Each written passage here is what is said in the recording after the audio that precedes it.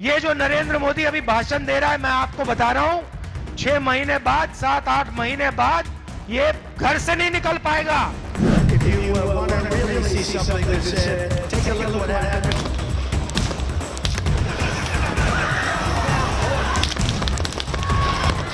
America के पूर्व राष्ट्रपति डोनाल्ड ट्रंप पर जानलेवा हमले के बाद बीजेपी अब राहुल गांधी पर भड़की हुई है। बीजेपी की आईटी सेल के हेड अमित मालवीय ने राहुल गांधी का वीडियो शेयर करते हुए उन पर जमकर हमला बोला है। उन्होंने कहा है कि इस तरह के उकसाऊ बयानों की वजह से ही नेताओं पर हमले होते हैं।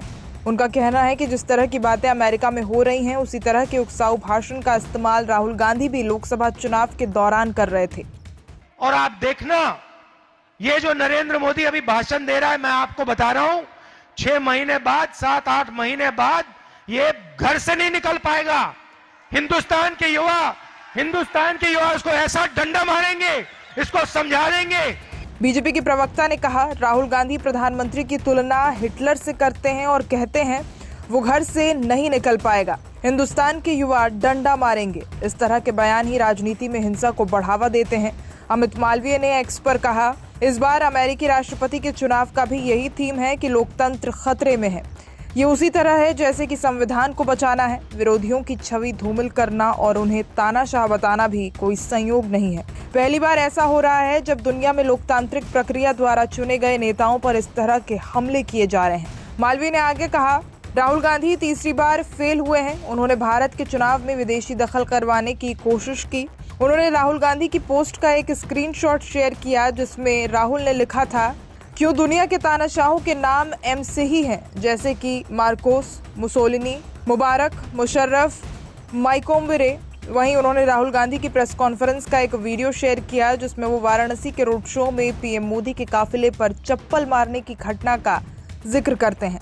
हालांकि उन्होंने इस घटना की आलोचना नहीं की। ने देखा, पता नहीं देखा या नहीं, वाराणसी में वो चप्पल मार दी किसी ने। अब आप इमेजिन कीजिए, चुनाव से पहले अगर कोई मानना भी चाहता था, डरता, तो वो जो डर था वो गायब हो गया, खत्म हो गया। और इंटरनल भी प्रॉब्लम्स हैं, इनकी पार्टी में प्रॉब्लम्स हैं, इनके पेरेंट ऑर्गेनाइजेशन में इश्यूज हैं। तो मेरा कहना है कि जो नरेंद्र मोदी का जो कॉन्सेप्ट था उसको ऑपोजिशन ने डिमोलिश कर दिया, खत्म कर दिया है। उसको आप 56 इंच की छाती कहें, उसको आप डर कहें, उसको आप मतलब जो बिग नरेंद्र मोदी जी की जो इमेज थी उसको फाड़ दिया हमने। बीजेपी की प्रवक्ता शहजाद पूनावाला ने भी कांग्रेस पर हमला किया और कहा कि डोनाल्ड ट्रंप को जब इस तरह से बुरा भला कहा जा रहा है तब उन पर हमला हो गया। इसी तरह की बातें भारत में भी होती हैं। कांग्रेस के द्वारा प्रधानमंत्री मोदी को लोकतंत्र के लिए खतरा बताया जाता है। इससे हिंसा और घृणा को बढ़ावा मिलता है। ट्रंप पर हुए हमले की गोलीबारी का घटना का वीडियो इंटरनेट पर वायरल हो रहा है जिसमें देखा जा सकता है कि ट्रंप भाषण दे रहे हैं, तभी गोलियां चलने लगती हैं। डोनाल्ड ट्रंप अपने दाहिने हाथ से कान को ढकते हैं और डायस के पीछे झुक जाते हैं। सीक्रेट सर्विस के एजेंट्स तुरंत उनके पास पहुंचते हैं। ट्रंप डायस के पीछे से उठते हैं और रैली में आए लोगों की ओर मुट्ठी भींचकर साहस का संदेश देते हैं। उनके दाहिने कान और चेहरे पर खून साफ नजर आता है।